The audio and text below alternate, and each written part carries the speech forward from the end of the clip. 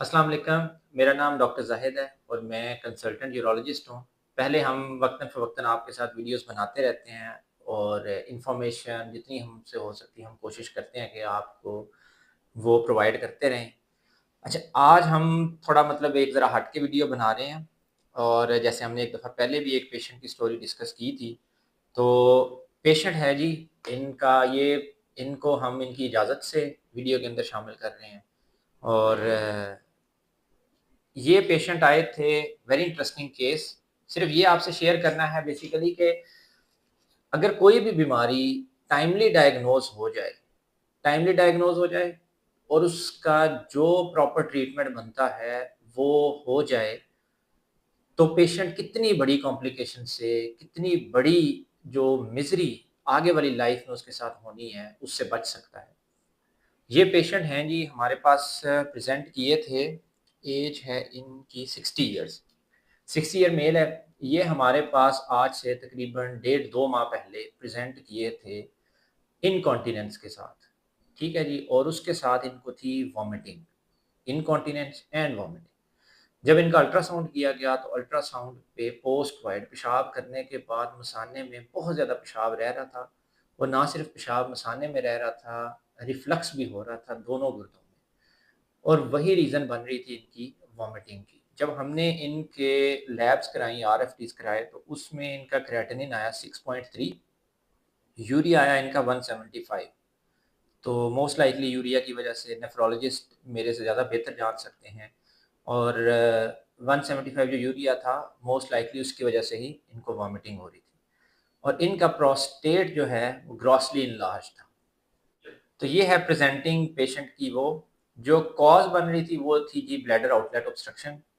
हमने पेशेंट को कैथेटराइज़ कर दिया। कैथेटराइज़ करने के बाद हमने ये किया कि इनको कहा कि अभी हम कैथेटर पे ही रहेंगे। जब तक आपका क्रेाटिनिन वगैरह चीज़ें बैलेंस में, नॉर्मल में नहीं आ जाती, तो हम इसी तरह चलेंगे। डायग्नोसिस हमारा बन गया कि ब्लैडर आउटलेट ऑब्स्ट्रक्शन की वजह से ऑब्स्ट्रक्टिव यूरोपैथी, नेफ्रोपैथी हो रही है पेशेंट को। तो हमारा अब जो डेफिनिटिव प्लान है वो यही होगा कि जब ये चीज़ें नॉर्मलाइज़ आती हैं, तो हम इनका प्रोस्टेट की इंशाल्लाह सर्जरी करेंगे। तकरीबन 2 से 3 हफ्ते हमने कैथेटर रखा इनका। 2 से 3 हफ्ते के बाद जब हमने इनका क्रेाटिनिन कराया, हम इंशाल्लाह इनकी ना लैब्स और जो इनकी सारी है वो भी आपसे शेयर करेंगे। तो जस्ट बिफोर सर्जरी एक थी 2.4 पे था क्रेाटिनिन, हमने 1 वीक मज़ीद वेट किया, 1.2 पे जब इनका क्रेाटिनिन आया, यूरिया इस वक़्त उनका 47 था, तो हमने पेशेंट का प्लान किया सर्जरी करने का। सर्जरी को आज 1 माह गुज़र चुका है अल्हम्दुलिल्लाह। कैथेटर हमने इनका 7 डेज़ के बाद आउट कर दिया था। उसके बाद आज हमने जब इनका अल्ट्रासाउंड और लैब्स वगैरह करवाई हैं, तो आज के क्रेाटिनिन इनका अल्हम्दुलिल्लाह अल्हम्दुलिल्लाह 1 है। जब इसका अल्ट्रासाउंड इनका किया आज हमने, कोई इनको रिफ्लक्स वगैरह नहीं था। ब्लैडर में अभी पोस्ट वाइड इनका था तकरीबन 30-40 एमएल था और बाकी हम अभी की जो सिचुएशन है वो थोड़ा पेशेंट से भी पूछ लेते हैं। पेशेंट हम हमें ज़्यादा बेहतर बता देंगे इस बारे में। अच्छा, जो अब की सिचुएशन है वो अभी पेशेंट को इरिटेटिव सिम्पटम्स हैं। खैर वो मैं अब इनसे पूछता जाता हूँ। चाचा जी हुण तुहानू जिहड़ा छोटा पेशाब आंदा पिया, जी। ठीक है, हाँ, वो ठीक आ रहा है? ठीक आ रहे। पेशाब दी धार ठीक है? बिल्कुल तार नाला। ठीक। और पेशाब तुहाडा कंट्रोल विच है, खुद ब खुद ते नहीं निकल नहीं जांदा? कंट्रोल च कंट्रोल विच है? जी। ठीक है। किसे-किसे टाइम अगर खुद ब खुद निकलदा होवे? और कोई नहीं जी एडा खास किसी 1-2 दिन होया थोड़ा क सारा भी दूआ जत होई है ना हुँ, हुँ। ते जांदे थोड़ी थोड़ा क सारा ना पेशाब निकल गया सी। निकल गया। और रात ਨੂੰ ये कितनी बारी उठदे हो पेशाब करने वास्ते? पेशाब करने में कोई 4 क दफा 5 उठे। नॉक्चूरिया के जो सिम्पटम्स हैं वो अभी हैं पेशेंट को, ठीक है? जी। और दिहाड़ी कितनी बारी आंदा पेशाब बार-बार? दिहाड़ी ते मेरा ख्याल कोई कम से कम घंटे डेढ़ बाद ठीक है। जरूर पेशाब इन्ना आंदा आंदा है, ठीक है। है। नाल आंदा खुल के वे? खुल के आंदा पानी-शानी भी मैं आप भी कोशिश करना पे पीना जाना पे पेशाब चंगा खुल के ठीक है। आवे। और इस टाइम ਤੁਹਾਨੂੰ ਇਹਦੇ ਇਲਾਵਾ ਹੋਰ ਕੋਈ ਮਸਲਾ?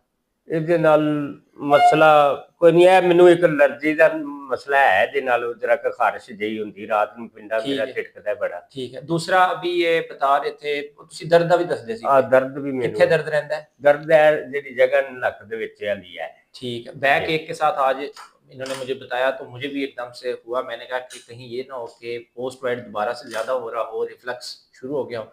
फिर इसीलिए दोबारा इनका अल्ट्रासाउंड किया और वो शुक्र अल्लाह का उसमें कोई रिफ्लक्स वगैरह नहीं था, हेल्दी किडनीज़ हैं और क्रिएटिनिन भी 1 है। तो बताने का मकसद, वीडियो बनाने का मकसद ये है कि अगर ये पेशेंट उस वक़्त इनकॉन्टिनेंस और वॉमिटिंग से इनका अल्ट्रासाउंड ना हुआ होता, इनको कैथेटराइज़ ना किया होता, तो क्रिएटिनिन को देखते हुए उसी स्टेज में पेशेंट अगर ज़्यादा प्रोलॉन्ग रहता, खुदा ना खास्ता ये पेशेंट डायलिसिस पे जा सकता था। बरवक़्त तशख़ीस और जो डॉक्टर बताए, if you are confident on your doctor और वो एक्सप्लेन कर रहा है सारी चीज़ें, तो उसकी बात को सुनें।